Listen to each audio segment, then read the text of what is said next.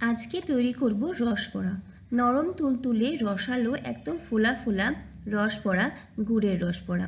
সবাই নিশ্চয়ই এই সময় বাড়িতে আপনারা তৈরি করে থাকেন। তবে আজকে আমি আমার ঠাকুমার পদ্ধতিতে আপনাদের রসবড়া তৈরি করে দেখাবো। ভেতরে একদম রসে টইটুম্বুর ফোলা ফোলা নরম তুলতুলে তৈরি হবে। নমস্কার সবাইকে, সুমেধার রান্নাঘরের আরও একটা ভিডিওতে সবাইকে স্বাগত জানাই। আশা করি সবাই ভালো আছেন। রসবড়া বানানোর জন্য আমি এখানে 1 কাপ পরিমাণে বিউলির ডাল ভালো মতো ধুয়ে 4 ঘন্টা ভিজিয়ে রেখেছিলাম। দেখুন ডালটা অনেকটাই নরম হয়ে গেছে। ডাল বাটার জন্য সবচেয়ে ভালো শিলনোড়া, তবে যেহেতু এখন সময় সবার কাছে খুব বেশি থাকে না, তো আমিও মিক্সির জারটাই উঠিয়ে নিলাম। জারটা যেহেতু ছোট, 2 থেকে 3 বারে বেটে নেব ডালটাকে। তবে হ্যাঁ, যত কম সম্ভব, যত কম পরিমাণে জল ব্যবহার করা যায় ততই ভালো। বেশি জল দিয়ে বাটলে পরে ব্যাটারটা পাতলা হয়ে গেলে বড়াটা ভালো হয় না। এখানে ডাল বেটে নিয়েছি, আর ডালটা আমি একটু কিন্তু দানা দানায় বেটেছি। একদম মসৃণ বাটার থেকে যদি একটু দানা দানা বাটা যায়, দেখেছি খেতে বেশি ভালো হয়।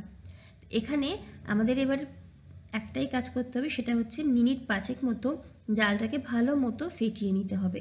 হাত দিয়ে ফেটাতে পারেন, বা কেক ব্যাটার তৈরি করার হুইস্ক দিয়ে ফাটাতে পারেন, বা নর্মাল চামচ দিয়েও ফেটিয়ে নিতে পারেন।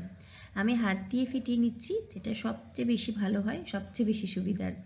প্রায় 4-5 মিনিট মতো ডালটাকে ফেটিয়ে নিয়ে একটা পাত্রে জল নিয়ে অল্প একটু ডাল বাটা দিয়ে দেখব, যদি ডাল বাটাটা ওপরে ভাসে বুঝতে হবে ফেটানো হয়ে গেছে। যদি তলায় চলে গিয়ে থাকে, আরও কিছুক্ষণ ফেটিয়ে নিতে হবে। ডাল ফেটানোর জন্য ডালটা অনেকটা হালকা হয়ে যায়, ফুলে যায়, তার জন্য বড়াটাও কিন্তু ফোলা ফোলা হয়। তো এখানে ফেটিয়ে নিয়েছি। এবারে দিয়ে দেবো এখানে 2 চিমটি মতো নুন, আর বেশ কিছুটা মৌরি আমি শুকনো খোলায় নাড়াচাড়া করে হালকা করে একটু থেতো করে নিয়েছি, সেটা দিচ্ছি। রসবড়াতে মৌরি ফ্লেভারটা খুব ভালো হয়। ইচ্ছা করলে দেবেন, যদি ইচ্ছা না হয় ছেড়ে দিতে পারেন। এবারে ব্যাটারটা তৈরি আমাদের ভাজার জন্যে, তবে একটু রেস্টে থাক, আমি রসটা তৈরি করে নিই। তো রস বানানোর জন্য আমি একটা কড়াইতে নিয়ে নেব 3 কাপ পরিমাণে জল, প্রায় 750 ml এর কাছাকাছি জল নিয়েছি। তার মধ্যে 300 গ্রাম মতো গুড় দিচ্ছি। চিনিটা বা মিষ্টিটা নিজেদের পছন্দ মতো কমিয়ে বাড়িয়ে নিতে পারেন। প্রথমে 250 গ্রাম গুড় দিয়ে দেখবেন, যদি মনে হয় মিষ্টি কম, সেক্ষেত্রে আর একটু দিতে পারেন। আমি এখানে পাটালি গুড় ব্যবহার করছি, নলেন গুঁড়ো কিন্তু ব্যবহার করতে পারেন। চাইলে গুড়ের বদলে চিনিরও ব্যবহার করতে পারেন। গুড় ভালো মতো মিশিয়ে নিয়ে ভালো মতো রসটাকে ফুটিয়ে নেব প্রায় 4-5 মিনিট মতো মিডিয়াম টু লো ফ্লেমে। আর অন্য কোনো ফ্লেভার এই রসে দরকার পড়ে না, খুব বেশি রসটা ঘন করারও দরকার পড়ে না, শুধু খেয়াল রাখতে হবে রসটা যেন মিষ্টি হয়। তৈরি হয়ে গেছে রসবড়ার রস। গ্যাসের ফ্লেম বন্ধ করে রসটাকে নামিয়ে নিয়ে এখানে কড়াইতে বেশ কিছুটা সাদা তেল গরম করতে দিয়েছি। তেলটা বেশ ভালো গরম হয়ে গেলেই একে একে বড়া ভাজার জন্য অল্প অল্প ডাল বাটা ছেড়ে দেবো। একসাথে অনেকগুলো দিচ্ছি না, তাহলে একটার গায়ে একটা আটকে যাবে। আর হ্যাঁ, গ্যাসের ফ্লেমটাকে মিডিয়াম টু লোতে করেই কিন্তু ভাজবো। আমি ছোট ছোট তৈরি করছি, যদিও এগুলো তেলে দেওয়ার পরে ফুলে আরও বড় হবে। তো আপনারা আপনাদের যেরকম ছোট বড় সাইজ পছন্দ সেরকমভাবেই বড়াগুলো ভেজে নিতে পারেন। মিডিয়াম ফ্লেমে রেখেই সোনালি করে ভেজে নেব। হাইতে রাখলে বাইরে থেকে লাল হয়ে গেলে ভেতরটা কাঁচা থাকবে, আর লো ফ্লেমে প্রচুর তেল টেনে নেবে। তো এখানে কিন্তু বেশ সুন্দর কালার আসা অবধি ভাজা বড়া হয়ে গেছে। তো এগুলোকে আমি তুলে নিয়ে একটু তেল ঝরিয়ে নেব।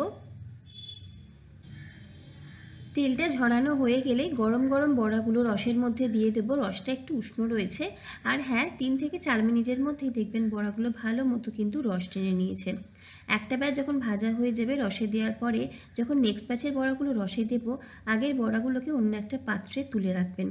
একটার পর একটা ওপর দিকে পড়তে থাকলে, যদি রসটা পুরো পাত্রটায় না থাকে, তখন ওপরের বড়াগুলো কম রস পায়, আর ভেতরের নিচের দিকের বড়াগুলো কিন্তু বেশি রস পায়। তো ওপরের বড়াগুলোতে রস ঢোকে না। তাই সেকেন্ড ব্যাচটা যখন ভাজবেন, প্রথম ব্যাচের বড়াগুলোকে তুলে নিয়ে সাইডে রেখে দেবেন পাত্রের মধ্যে, তারপর সেকেন্ড ব্যাচেরটা রসে ফেলবেন। এভাবে আমি 3 বারে কিন্তু সব বড়াগুলো ভেজে নিয়েছি। ঠান্ডা ঠান্ডা পরিবেশন করুন, খেতে বেশি ভালো লাগে। আমরা সবাই জানি পিঠে একটুখানি বাসিই ভালো লাগে।